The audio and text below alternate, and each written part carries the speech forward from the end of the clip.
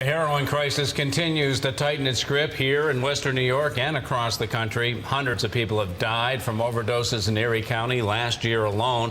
Experts say prescription painkillers can be a gateway to heroin. There is a push now for health providers to slow down the flow of legal narcotics.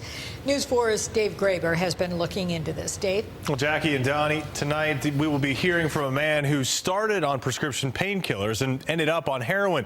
It's all one that we hear too often in western New York and further across the country.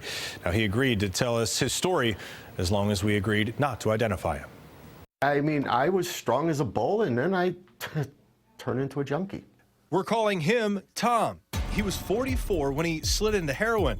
It all started with a fall 3 years ago on a construction site. He was carrying an 80-pound bucket when he slipped. By the next morning, he was rushed to the hospital, frozen in the fetal position. Next came back surgery and his first dose of Oxycontin, a potent painkiller. The doctor, first thing that he said to me, this is the closest thing I can give you to heroin. This is white man's heroin. Poof, wow. What a powerful drug that was. It was like no more pain. I mean, I was on top of the world. I just got so high that it masked everything. Within a year, Tom was on 14 different medications. I lived to go to the doctors. Workers' comp paid for the drugs. When that ended, he turned to the streets, first to buy pills and then to buy heroin. I'm surprised I'm still alive. A 2010 University of Buffalo study says 3/4 of heroin addicts got started with prescription drugs, either prescribed to them or others. In fact, 41% had prescribed painkillers. 32% got them from someone else. Just 27% used street drugs.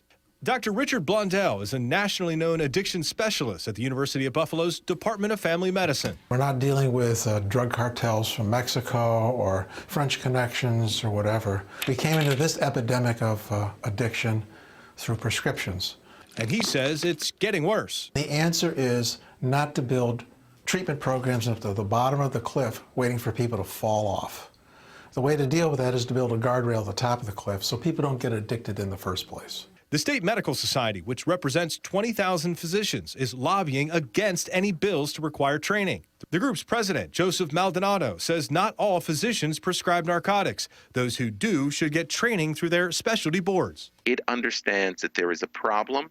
It understands that the medical community is part of that problem and that we need to educate ourselves better for how to use these narcotic analgesics. One positive step, he says, is the state's new iStop program, which requires physicians to check an online database for a patient's prescription history. That's not enough, Blondell says. We have given the professional enough time to respond in a voluntary way. Changes are occurring, but they're just not changing fast enough. Blondell is reacting to the record number who are dying. Every day throughout western New York, ambulances arrive at emergency rooms like the one at Millard Fillmore Suburban, where medical teams work frantically to revive the patient. Phyllis, wake up. One of them is Joshua Lynch, a Kaleida ER physician.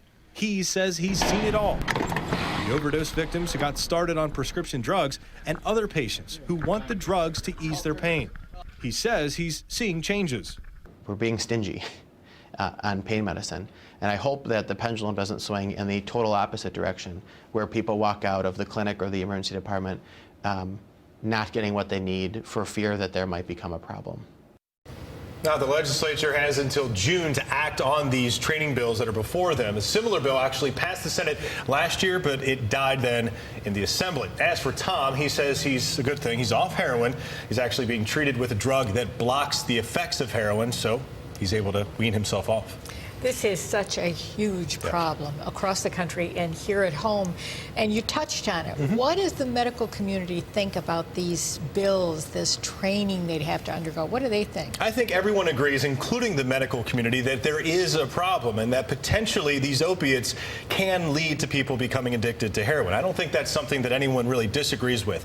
What the medical community has been pushing back against largely is this requirement. These bills make it mandatory for people in the medical community to take this training, whether it be 1, 2, or in this case 3 hours. They don't like the fact that it would be required training, and that's what they're really pushing against. Okay, we're waiting to hear what happens to this in Albany. We are. All right, thank you, Dave.